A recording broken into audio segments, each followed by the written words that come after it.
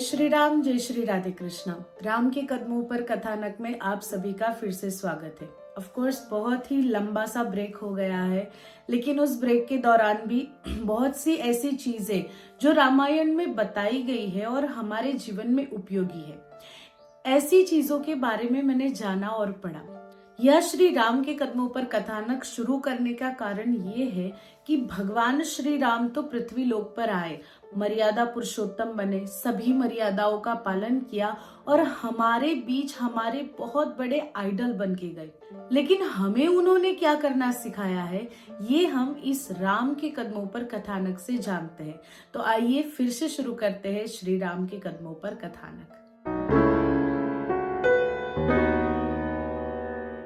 पिछले वीडियो में हमने चर्चा करी थी, भगवान गए गुरु गृह गए, पढ़न रघुराई, अल्पकाल विद्या सब आई। प्रभु को कुछ समय के अंदर विद्या आ गई और वो वापस आते हैं अपने राजमहल में, अयोध्या नगर में, और सभी अयोध्या वासी भगवान को पुनः प्राप्त करके बड़े ही आनंदित है। प्रभु के नियम है, कैसे नियम है? प्रातः काल उठ के रघुनाथा, मातु पिता गुरु ना वही माथा। सुबह उठकर माता पिता और गुरुदेव को प्रणाम करना। हम कहेंगे अरे वो तो हम करते ही है। क्या श्रद्धा से करते हो प्रणाम, कि सिर्फ ऐसे ही घुटने पे हाथ लगा के चल दिए या फिर ऐसे करके चल दिए? नहीं, मन में श्रद्धा होनी चाहिए। ये माता पिता जिनकी वजह से मुझे ये शरीर की प्राप्ति हुई, इस जीवन की प्राप्ति हुई, वो देव है। जैसे हमारे वेद में कहा है, मातृदेवो भव पितृदेवो भव। माता पिता देव है और हमें इस संसार में कैसे रहना है, हमें व्यवहार कैसे करना है, हमें कैसे जीना है, इसका ज्ञान माता पिता देते हैं। इसलिए सबसे पहले गुरु भी वे है। वो हमें सिखाते हैं कि हमें किसके सामने क्या बोलना है, कितना बोलना है, कैसे बोलना है, और वो हमें स्ट्रॉन्ग भी बनाते हैं। यहाँ माता पिता की भी बात आती है कि बच्चों से प्यार करो। दुनिया में कोई ऐसे माता पिता नहीं जो अपने बच्चों से प्रेम ना करते हो। बिल्कुल प्रेम करिए, लेकिन वो बिगड़ जाए ऐसा प्रेम मत कीजिए। आजकल के मॉडर्निटी के जमाने में मुझे लगता है कि माता पिता को ऐसा लगता है कि बच्चों को डांटने से उनके मानस पर गलत असर पड़ेगा और वो हमसे नफरत करेंगे। हम बच्चों को क्यों डांटते हैं? किसी भी माता पिता को अपने बच्चों को डांटने से आनंद नहीं मिलता, लेकिन क्योंकि वो बच्चा ना समझ होता है, वो बच्चा प्यार की बात इतनी जल्दी नहीं समझ सकता, वो बच्चा मीनिंग नहीं समझ सकता। इसलिए हम 1 से 2 बार प्रेम से कहते हैं और तीसरी बार हम डांटते हैं, ताकि वो बच्चा समझे कि अगर मैं कुछ गलत करूंगा तो मेरे माता पिता मुझे डांटेंगे। उम्र की बात हमने आगे भी करी थी कि कितनी उम्र में बच्चों के साथ कैसा व्यवहार करना है। जैसे ही टीन एज में एंटर होते हैं, उनके मित्र बन जाइए, उनके दोस्त बन जाइए, कि वो अपने मन की सारी बात आपको बता सके। और इस वजह से मुझे यकीन है कि कोई भी लड़की या कोई भी लड़का कभी भी गलत रास्ते पर नहीं जाएगा। और बच्चों के लिए ये है कि अपने माता पिता को गलत नजरिए से ना देखें।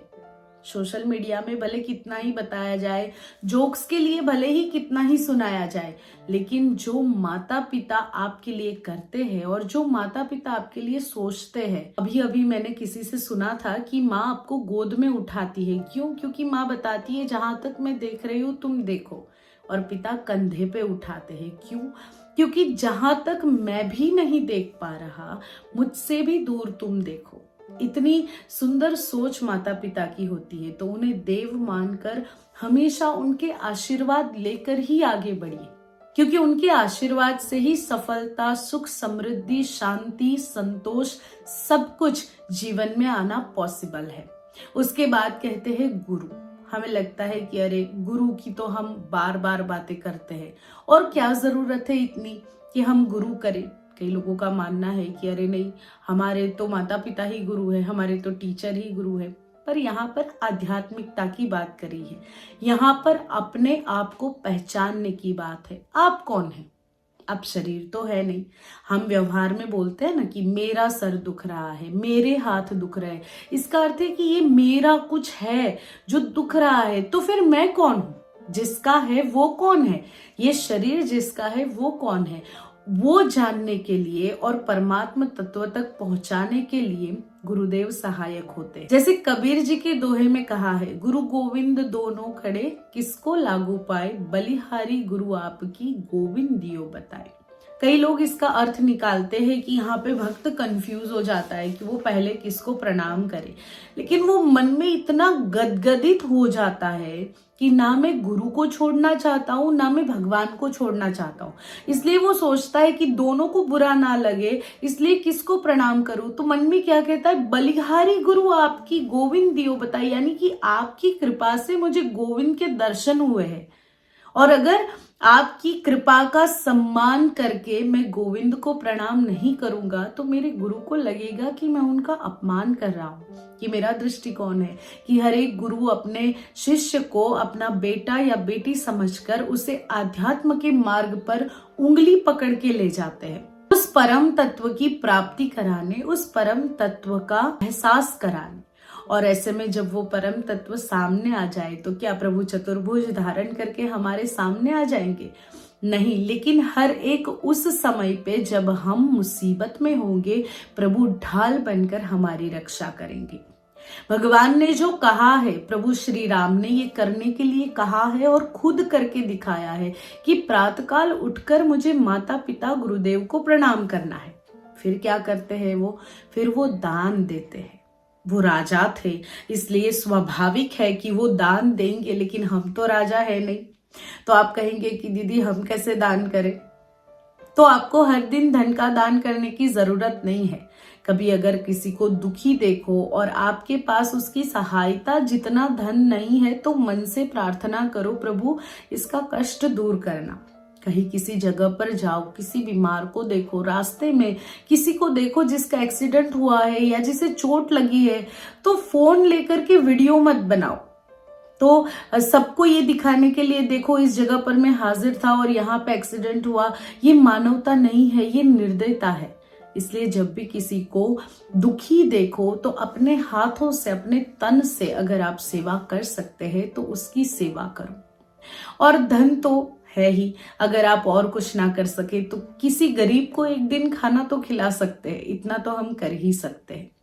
तो हमारा कर्तव्य, हम मनुष्य है और हम में सबसे बड़ा गुण मनुष्यता है, यानी कि हमको इंसानियत, मनुष्यता ना भूलते हुए भगवान की आज्ञा का पालन करते हुए आगे बढ़ना है। और प्रभु की ऐसी ही आज्ञा है जिसमें हमारा भी कल्याण है, हमारा मन भी सुखी और पवित्र होता है और सामने वाला का भी हृदय आनंदित होता है। हर दिन सुबह प्रणाम करोगे, लेकिन अपना कर्तव्य अगर नहीं कर रहे हो तो आशीर्वाद कैसे मिलेगा? लेकिन अगर सोचो किसी जरूरतमंद को मदद कर दी और उसके अंतर से आपके लिए जो दुआ निकलेगी, जो आशीर्वाद निकलेगा, उसकी तुलना में बाकी कोई आशीर्वाद काम नहीं करेगा। इसलिए हमेशा मानवता धर्म का पालन कीजिए, हमारे अंदर की मानवता ना मरे, इस पर ध्यान दीजिए। और इसीलिए हम भगवान श्री राम के कदमों पर चलने की बात कर रहे हैं। आज की वीडियो में हम इतनी ही चर्चा करेंगे और आगे प्रभु ने क्या सिखाया है उसकी चर्चा हम गुरुवार के वीडियो में करेंगे। जय श्री राधे कृष्णा।